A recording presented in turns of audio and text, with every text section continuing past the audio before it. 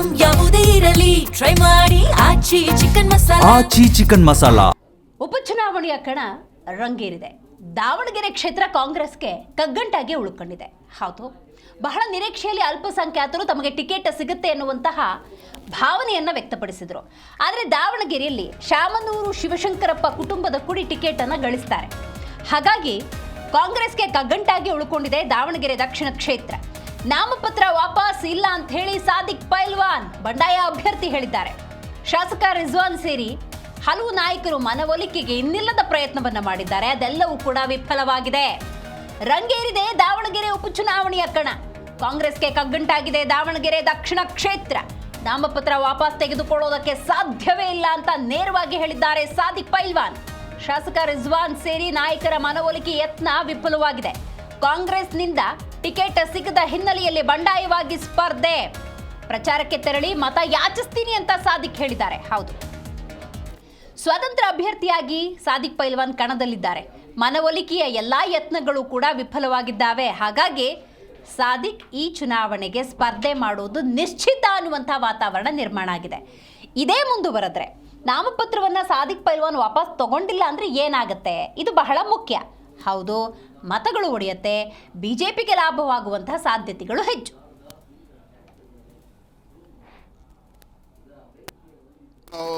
ನಮ್ಮ ಹತ್ರ ಬಂದು ಇದು ಮಾಡಿದ್ರಿ ನೀವು. ನಾನು ಯಾವ ಕಾರಣಕ್ಕೂ ತೆಗೆಯೋದಿಲ್ಲ, ಬಯಲಾಗಿರ್ತಾನೆ ಅಂತ ಹೇಳಿದ್ದೆ. ರಣರಂಗ ಮೈದಾನದಲ್ಲಿ ದಕ್ಷಿಣ ಕ್ಷೇತ್ರದಲ್ಲಿ ನಾನು ನಿರ್ಧಾರ ತಗೊಂಡು, ಸಮಾಜದ ನಿರ್ಧಾರ ತಗೊಂಡು ನಾನು ಕಣದಲ್ಲಿ ಅದೇನು ಸರ್, ಯಾವ ಕಾರಣಕ್ಕೂ ಕಣದಲ್ಲಿ ಇರ್ತಾನೆ, ಅದೇನಿ. ಅಲ್ಲೇ ಟೈಮು ಆಗೈತಿ. ಯಾವ ಕಾರಣಕ್ಕೂ ಯಾರು ಕೂಡ ವಿಶ್ವಾಸ ಮಾತುಕತೆ ಏನೂ ಇಲ್ಲ. ನಾನು 5 ಗಂಟೆಯಿಂದ ನಾನು ಕೆಲವು ಗ್ರಾಮಸ್ಥರಿಗೆ ಹೋಗಿ ನಾನು ಮಾತಾಡಿ ನಾನು ಹೋಗಿ ನನ್ನ ಮತವನ್ನು ಚುನಾವಣೆ ಶುರು ಅಖಾಡದಲ್ಲಿ ನಾನು ಹೋಗ್ತಾ ಇದ್ದೇನೆ ಸರ್. 5 ಗಂಟೆಗೆ ತಮ್ಮ ಮಾಧ್ಯಮ ರಾಶೋದ ಇರಲಿ ಇದು ಮಾಡ್ತೀನಿ. ಇವರು ರಿಜ್ವಾನ್ ಅರ್ಷದ್ ಬಂದಿದ್ರು ಸರ್, ಸಲೀಂ ಮೊಹಮ್ಮದ್ ಅವ್ರು ಬಂದಿದ್ರು, ಇನ್ನೂ ಅನೇಕ ಜನ ಬಂದಿದ್ರು ಸರ್.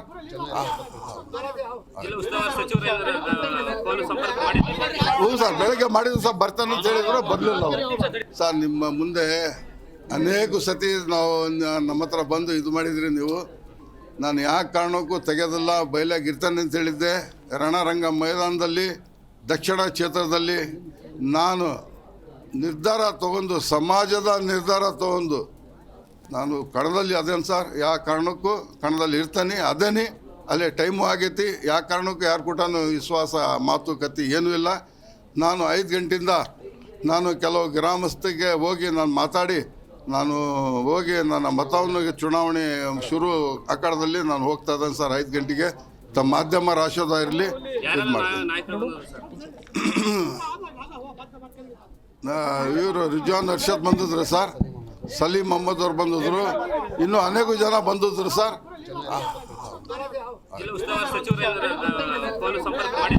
ಹ್ಞೂ ಸರ್, ಬೆಳಗ್ಗೆ ಮಾಡಿದ್ರು ಸರ್, ಬರ್ತಾನೆ ಅಂತ ಹೇಳಿದ್ರು, ಬರಲಿಲ್ಲ ಅವರು ಸರ್. ನಿಮ್ಮ ಮುಂದೆ ಅನೇಕ ಸತಿ ನಾವು ನಮ್ಮ ಹತ್ರ ಬಂದು ಇದು ಮಾಡಿದ್ರಿ ನೀವು. ನಾನು ಯಾವ ಕಾರಣಕ್ಕೂ ತೆಗೆಯೋದಿಲ್ಲ, ಬಯಲಾಗಿರ್ತಾನೆ ಅಂತ ಹೇಳಿದ್ದೆ. ರಣರಂಗ ಮೈದಾನದಲ್ಲಿ ದಕ್ಷಿಣ ಕ್ಷೇತ್ರದಲ್ಲಿ ನಾನು ನಿರ್ಧಾರ ತಗೊಂಡು, ಸಮಾಜದ ನಿರ್ಧಾರ ತಗೊಂಡು ನಾನು ಕಣದಲ್ಲಿ ಅದೇನು ಸರ್, ಯಾವ ಕಾರಣಕ್ಕೂ ಕಣದಲ್ಲಿ ಇರ್ತಾನೆ, ಅದೇನಿ. ಅಲ್ಲೇ ಟೈಮು ಆಗೈತಿ. ಯಾವ ಕಾರಣಕ್ಕೂ ಯಾರು ಕೂಡ ವಿಶ್ವಾಸ ಮಾತುಕತೆ ಏನೂ ಇಲ್ಲ. ನಾನು 5 ಗಂಟೆಯಿಂದ ನಾನು ಕೆಲವು ಗ್ರಾಮಸ್ಥರಿಗೆ ಹೋಗಿ ನಾನು ಮಾತಾಡಿ ನಾನು ಹೋಗಿ ನನ್ನ ಮತವನ್ನು. ಈ ಬಗ್ಗೆ ಹೆಚ್ಚಿನ ಡೀಟೇಲ್ಸ್ ಅನ್ನ ನಮ್ಮ ಪ್ರತಿನಿಧಿ ಕಲ್ಲೇಶ್ ನೀಡ್ತಾರೆ. ಕಲ್ಲೇಶ್, ಕಾಂಗ್ರೆಸ್ಗೆ ದಾವಣಗೆರೆ ಕ್ಷೇತ್ರ ಕಗ್ಗಂಟಾಗಿ ಉಳ್ಕೊಂಡ್ಬಿಟ್ಟಿದೆ ನೋಡಿ. ಅತಿ ಹೆಚ್ಚು ಅಲ್ಪಸಂಖ್ಯಾತ ಮತಗಳಿರುವಂತಹ ಈ ಕ್ಷೇತ್ರದಲ್ಲಿ ಸಾದಿಕ್ ಅವರು ಬಹಳ ನೇರವಾಗಿ ಹೇಳ್ತಾ ಇದ್ದಾರೆ. ಹಾಗಾಗಿ ಈ ಪರಿಸ್ಥಿತಿಯನ್ನು ಕಾಂಗ್ರೆಸ್ ಹೇಗೆ ನಿಭಾಯಿಸುತ್ತೆ ಅಂತ, ಇಲ್ಲಿ ನಿರಾಯಾಸವಾಗಿ ಬಿಜೆಪಿ ಗೆಲುವಿಗೆ ಈ ಕಗ್ಗಂಟು ಕಾರಣ ಆಗಬಹುದಾ, ಹೆಂಗೆ? ಖಂಡಿತ ದಿವ್ಯಾ, ಏನಂದ್ರೆ ದಾವಣಗೆರೆ ದಕ್ಷಿಣ ವಿಧಾನಸಭಾ ಕ್ಷೇತ್ರದಲ್ಲಿ 2,12,000 ಮತಗಳಿದ್ದಾವೆ. ಅಲ್ಲಿ ಒಂದು 70ರಷ್ಟು ಮತದಾನ ಆಗ್ತಾ ಇರುತ್ತೆ ಇಲ್ಲಿನ ಚುನಾವಣೆಗಳಲ್ಲಿ. ಅದರಲ್ಲಿ ಅಲ್ಪಸಂಖ್ಯಾತರೇನು ಮುಸ್ಲಿಮರಿದ್ದಾರೆ, 85,000 ಮತಗಳಿದ್ದಾವೆ. ಇವರು ಏನಂದ್ರೆ ಪ್ರತಿ ಚುನಾವಣೆಯಲ್ಲೂ ಸಹ ಕಾಂಗ್ರೆಸ್ ಪರವಾಗಿ ಒಂದು ಮತವನ್ನ ಹಾಕ್ತಾ ಇದ್ರು.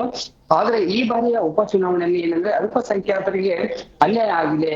ಕಳೆದ 4 ಚುನಾವಣೆಗಳಲ್ಲೂ ಸಹ ಕಾಂಗ್ರೆಸ್ಗೆ ಬೆಂಬಲವನ್ನ ನೀಡಿದ್ರೆ ಅತಿ ಹೆಚ್ಚು ಮುಸ್ಲಿಮರು ಇರುವಂತ ಈ ಒಂದು ಕ್ಷೇತ್ರದಲ್ಲಿ ಮುಸ್ಲಿಂ ಮುಖಂಡರಿಗೆ ಅಥವಾ ಅಹಿಂದ ಮುಖಂಡರಿಗೆ ಒಂದು ಟಿಕೆಟ್ ನೀಡಬೇಕಂತ ಸಾಕಷ್ಟು ಒತ್ತಾಯವನ್ನು ಸಹ ಮಾಡಿದ್ರು. ಆದ್ರೆ ಹೈಕಮಾಂಡ್ ಅವರು ಏನು ಶಾಮನೂರು ಶಿವಶಂಕರಪ್ಪ ನಿಧನ ನಂತರ ಅವರದೇ ಕುಟುಂಬದ ಏನು ಅವರ ಮೊಮ್ಮಗ ಸಮರ್ಥ್ ಅವರಿಗೆ ಟಿಕೆಟ್ ಅನ್ನ ನೀಡಿದ್ರು. ಇದು ಕಾಂಗ್ರೆಸ್ ನಲ್ಲಿರ್ತಕ್ಕಂತ ಏನು ಅಲ್ಪಸಂಖ್ಯಾತ ಮುಖಂಡರಿಗೆ ಸಾಕಷ್ಟು ಅಸಮಾಧಾನ ಉಂಟಾಯಿತು. ಈ ಹಿನ್ನೆಲೆಯಲ್ಲಿ ಸುಮಾರು 21 ಜನ ಮುಸ್ಲಿಂ ಮುಖಂಡರು ಒಂದು ನಾಮಪತ್ರವನ್ನ ಸಲ್ಲಿಸಿದ್ರು. ಒಟ್ಟಾರೆ 45 ನಾಮಪತ್ರಗಳಲ್ಲಿ 21 ಇದ್ದು ಅದರಲ್ಲಿ ಸಾದಿಕ್ ಪೈಲ್ವಾನ್ ಸ್ವಲ್ಪ ಪ್ರಭಾವಿ ರಾಜಕಾರಣಿ ಆಗಿರುವ ಕಾರಣ ಅವರು ಸಹ ನಾಮಪತ್ರ ಸಲ್ಲಿಸಿದ್ದು. ಇವರ ಮೇಲೆ ಸಾಕಷ್ಟು ಒತ್ತಡ ಇತ್ತು, ನೀವು ನಾಮಪತ್ರವನ್ನು ವಾಪಸ್ ತೆಗೆದುಕೊಳ್ಬೇಕು ಅಂತ ಹೇಳಿ. ಇಂದು ಕಡೆಯ ದಿನವಾದ ಇಂದು ಸಾಕಷ್ಟು ರಿಜ್ವಾನ್ ಅರ್ಷದ್ ಅವರು ಏನು ಶಿವಾಜಿನಗರ MLA ಇದ್ರು ಬೆಂಗಳೂರು, ಅವರು ಸಹ ಬೆಂಗಳೂರು ಮತ್ತು MLC ಮತ್ತು ಸರ್ಕಾರದ ಮುಖ್ಯ ಸಚಿವರಾದಂತಹ ಸಲೀಂ ಅಹಮದ್ ಸೇರಿದಂತೆ ಹಲವು ಮುಖಂಡರು ಅವರ ನಿವಾಸಕ್ಕೆ ಭೇಟಿ ನೀಡಿ ಒಂದು ಅವರ ಮನವೊಲಿಕೆಗೆ ಯತ್ನ ಮಾಡಿದ್ರು. ಆದ್ರೂ ಸಹ ಅವರು ಯಾವುದೇ ಕಾರಣಕ್ಕೂ ಸಹ ನಾನು ನಾಮಪತ್ರವನ್ನು ವಾಪಸ್ ಪಡೆಯುವುದಿಲ್ಲ, ಚುನಾವಣೆಯಲ್ಲಿ ಸ್ಪರ್ಧಿಸುತ್ತೇನೆ ಅಂತೇಳಿ ಇಂದು ದೃಢ ನಿರ್ಧಾರವನ್ನ ತೆಗೆದುಕೊಂಡಿದ್ದಾರೆ.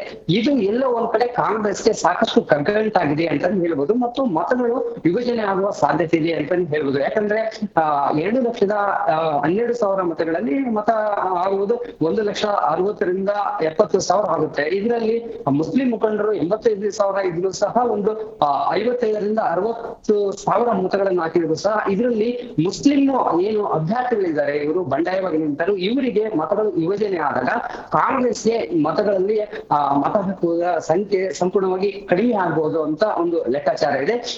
ಹೀಗಾಗಿ ಕಾಂಗ್ರೆಸ್ ಏನು ಶಾಮನೂರು ಶಿವಶಂಕರಪ್ಪ ಮೊಮ್ಮಗ ಸಮರ್ಥ್ ಅವರಿಗೆ ಈ ಬಾರಿ ಚುನಾವಣೆ ನಿಜಕ್ಕೂ ಸಹ ದೊಡ್ಡ ಸವಾಲೆ ಅಂತ ಹೇಳಿದ್ರು ತಪ್ಪಾಗಲ್ಲ. ನಿರಂತರವಾಗಿ ಗೆದ್ದು ಬಂದಂತ ಕಾಂಗ್ರೆಸ್ ಪಕ್ಷಕ್ಕೆ ಈ ಬಾರಿ ಮುಸ್ಲಿಂ ಮುಖಂಡರು ನಿಜಕ್ಕೂ ಒಂದು ರೀತಿ ದೊಡ್ಡ ಹೊಡೆತವನ್ನ ಕೊಟ್ಟಿದ್ದಾರೆ ಕಾಂಗ್ರೆಸ್ ಪಕ್ಷಕ್ಕೆ ಅಂತ ಹೇಳ್ಬೋದು. ಇದು ಏನು ಸಚಿವ SS ಮಲ್ಲಿಕಾರ್ಜುನ ಆಗೋದು ಮತ್ತು ಸಂಸದೆ ಪ್ರಭಾ ಮಲ್ಲಿಕಾರ್ಜುನ ಆಗೋದು ಇವರಿಗೆ ಒಂದು ಪ್ರತಿಷ್ಠೆಯ ಕಣವಾಗಿದೆ. ಈಗ ಮುಸ್ಲಿಂ ಮತಗಳನ್ನ ಯಾವ ರೀತಿ ಓಲೈಕೆ ಮಾಡ್ತಾರೆ ಮತ್ತು ಏನು ಈಗ ನಿಂತ ಅಭ್ಯರ್ಥಿಗಳು ಈಗ ಯಾರೂ ಸಹ ನಾಮಪತ್ರ ವಾಪಸ್ ಪಡೆದೇ ಇರುವ ಕಾರಣ ಪ್ರತಿಸ್ಪರ್ಧೆಗಳಾಗಿಯೇ ನೋಡ್ಬೇಕಾಗುತ್ತದೆ. ಹೀಗಾಗಿ ಕಾಂಗ್ರೆಸ್ ಪಕ್ಷಕ್ಕೆ ಎಲ್ಲೋ ಒಂದ್ ಕಡೆ ಈ ಬಾರಿ ಗೆಲ್ಲುವುದು ಅಷ್ಟೊಂದು ಸುಲಭ ಇಲ್ಲ ಅಂತ ಅನ್ಸುತ್ತೆ. ಇನ್ನು ಬಿಜೆಪಿ ಅವರ ಲೆಕ್ಕಾಚಾರ ಏನಂದ್ರೆ ಈ ಬಾರಿ ಅಲ್ಪಸಂಖ್ಯಾತರ ಅಸಮಾಧಾನವನ್ನೇ ಒಂದು ಅಸ್ತ್ರವನ್ನಾಗಿ ಇಟ್ಟುಕೊಂಡಿದೆ. ಯಾಕಂದ್ರೆ ಈ ಒಂದು ದಕ್ಷಿಣ ಕ್ಷೇತ್ರದಲ್ಲಿ ಇದುವರೆಗೂ ಸಹ ಸಾಮಾನ್ಯವಾಗಿ ಅಲ್ಲಿ ಲಿಂಗಾಯತ ಸಮಾಜ ಮತ್ತು ಹಿಂದುಳಿದ ವರ್ಗದಲ್ಲಿ ಟಿಕೆಟ್ ನೀಡ್ತಾ ಬಂತು, ಆದ್ರೂ ಸಹ ಅವರು ಸೋಲನ್ನು ಕಾಣ್ತಿದ್ರು. ಈ ಬಾರಿ SC ಸಮುದಾಯಕ್ಕೆ ಒಂದು ಟಿಕೆಟ್ ಅನ್ನ ನೀಡಿದ್ದಾರೆ. ಹಾಗೂ ಶ್ರೀನಿವಾಸ್ ದಾಸ್ಕಯಪ್ಪ ಕೂಡ ಒಂದು ಯುವ ರಾಜಕಾರಣಿಯಾಗಿದ್ದು ನಗರದಲ್ಲಿ ಮತ್ತು ಜಿಲ್ಲೆಯಲ್ಲಿ ತನ್ನದೇ ಆದಂತಹ ಒಂದು ಅವರು ಒಂದು ಬೆಂಬಲವನ್ನು ಸಹ ಇಟ್ಕೊಂಡಿದ್ದಾರೆ. ಹೀಗಾಗಿ ಈ ಬಾರಿ ಎಲ್ಲಾ ಬಿಜೆಪಿ ನಾಯಕರು ದಾವಣಗೆರೆ ದಕ್ಷಿಣದಲ್ಲಿ ಕಮಲ ಪಕ್ಷವನ್ನ ಗೆಲ್ಲಿಸಲೇಬೇಕಂತ ಪಣವನ್ನು ಸಹ ತೊಟ್ಟಿದ್ದಾರೆ. ಈ ಕಾಂಗ್ರೆಸ್ ನಲ್ಲಿ ಇರುವಂತಹ ಅಸಮಾಧಾನ ಬಂಡಾಯ ಬಿಜೆಪಿಗೆ ಗೆಲುವು ಸಹ ದಾರಿ ಆಗ್ಬೋದು ಅಂತ ಕೆಲವು ರಾಜಕೀಯ ಲೆಕ್ಕಾಚಾರ ಕೂಡ ಹಾಕಲಾಗಿದೆ. ಹೀಗಾಗಿ ಕಾಂಗ್ರೆಸ್ಗೆ ಪ್ರಬಲವಾಗಿ ಪೈಪೋಟಿ ಬಿಜೆಪಿ ಅಂತಾನೆ ಹೇಳಲಾಗುತ್ತಿದೆ. ಒಟ್ಟಾರೆ ಈ ಬಾರಿ ಉಪಚುನಾವಣೆ ನಿಜಕ್ಕೂ ಸಹ ಕಾಂಗ್ರೆಸ್ ಒಂದು ಕಗ್ಗಟ್ಟಂತಾನೆ ಹೇಳ್ಬೋದು. ದಿವ್ಯಾ, ಶಾಸಕ ರಿಜ್ವಾನ್ ಸೇರಿ ಹಲವು ಕಾಂಗ್ರೆಸ್ ನಾಯಕರು ಮನವೊಲಿಸುವ ಎಲ್ಲಾ ಪ್ರಯತ್ನವನ್ನ ಮಾಡಿದ್ದಾರೆ ಕಲ್ಲೇಶ್. ಆ ಪ್ರಯತ್ನದ ನಂತರ ಮಾಧ್ಯಮದೊಂದಿಗೆ ಏನಾದ್ರೂ ನಾಯಕರು ಮಾತಾಡಿದ್ರಾ? ಯಾವುದೇ ರೀತಿಯಾಗಿ ಈ ಬಗ್ಗೆ ಪ್ರತಿಕ್ರಿಯೆಯನ್ನ ನೀಡಿಲ್ಲ. ಬಂದಂತ ಏನ್ ಮನವೊಲಿಸಕ್ಕೆ ಬಂದಂತಹ ರಿಜ್ವಾನ್ ಅಶ್ವಥ್ ಆಗ್ಲಿ ಮತ್ತೆ ಸಲೀಂ ಅಹಮದ್ ಆಗ್ಲಿ ಇತರರು ಯಾವುದೇ ರೀತಿ ಅಂತ ಏನು ಚರ್ಚೆ ನಡೀತು, ಯಾವ ರೀತಿ ಮನವೊಲಿಸಕ್ಕೆ ಪ್ರಯತ್ನ ಮಾಡಿ ಈ ವಿಷಯವನ್ನ ಯಾರು ಸಹ ಹೇಳಿಲ್ಲ. ಈ ಮುಂದೆ ಅವರು ಹೈಕಮಾಂಡ್ಗೆ ಈ ಬಗ್ಗೆ ಮಾಹಿತಿಯನ್ನ ನೀಡಬಹುದು. ಬೇರೆ ಯಾವ್ದ ಈಗ ಕಾಂಗ್ರೆಸ್ ಪಕ್ಷವನ್ನ ಗೆಲ್ಲಿಸ್ಲಿಕ್ಕೆ ಯಾವ ಮಾರ್ಗ ಇದೆ ಅನ್ನೋದ ಉಪಾಯವನ್ನ ಕಂಡುಕೊಳ್ಳೋದು. ಹಾಗಾಗಿ ಅಲ್ಲಿ ಏನು ನಡೀತು, ಏನು ಚರ್ಚೆ ಮಾಡಿದ್ರು ಅನ್ನೋ ವಿಷಯವನ್ನ ಯಾರು ಸಹ ಇದುವರೆಗೂ ಸಹ ಮಾಧ್ಯಮದ ಮುಂದೆ ಮಾಹಿತಿಯನ್ನ ನೀಡಿಲ್ಲ.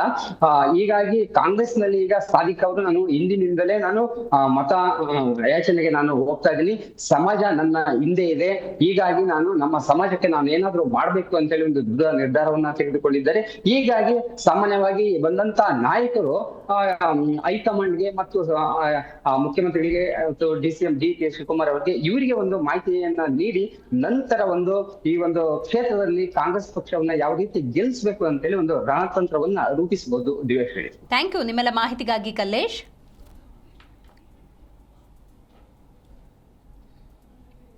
ಕಣದಲ್ಲಿ ಇರ್ತಾನೆ ಅದೇನೆ ಅಲ್ಲೇ ಟೈಮು ಆಗೈತಿ. ಯಾವ ಕಾರಣಕ್ಕೂ ಯಾರು ಕೂಡ ವಿಶ್ವಾಸ ಮಾತುಕತೆ ಏನೂ ಇಲ್ಲ.